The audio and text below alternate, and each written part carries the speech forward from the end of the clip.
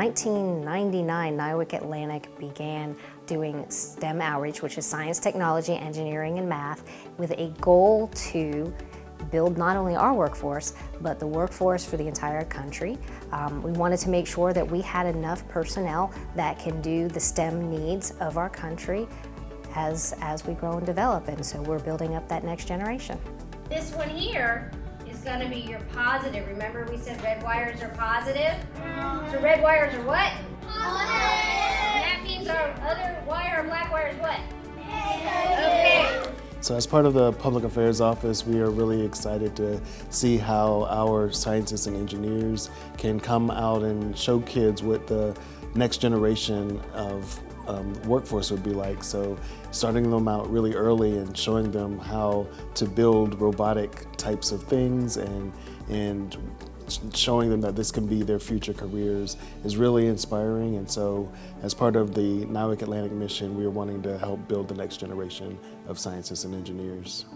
This is where you've got a little bit of leverage in terms of your own creativity. But one of the keys is the balance. With student engagement through our IDEAS Camp that we host here at Low Country Leadership, we have seen a huge increase in participation and awareness and excitement around STEM and STEM activities. We love hosting this camp annually. This is our third year that we've had the opportunity to host the IDEAS Camp, and this year is the first time we were able to incorporate lower elementary. And so that's our kindergarten, first, second grade students, as well as our middle school. So now it's elementary all the way through middle, which is really exciting.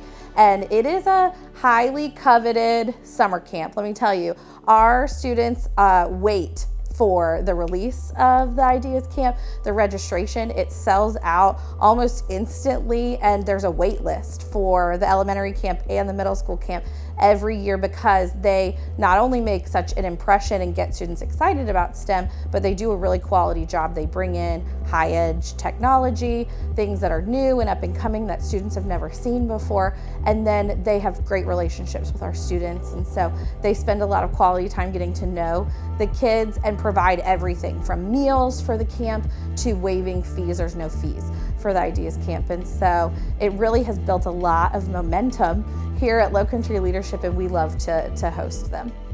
It's really exciting to see. They're so happy to be in the classrooms and really are thrilled to learn about the technology, and so it's really empowering to see how much they are interested in it, and so hopefully that will continue over the years and they can make a lifelong career out of it.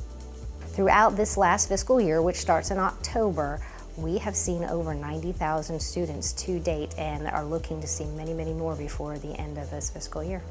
I liked how the students were very inquisitive in the classroom, and so they were figuring out how to problem solve and learning how to adapt to a situation. So when they're starting out this young thinking that way, it's really inspiring to see how their brains are working and how they are adapting to the situation. And those skill sets aren't only going to help them in the classroom, but it will help them in life.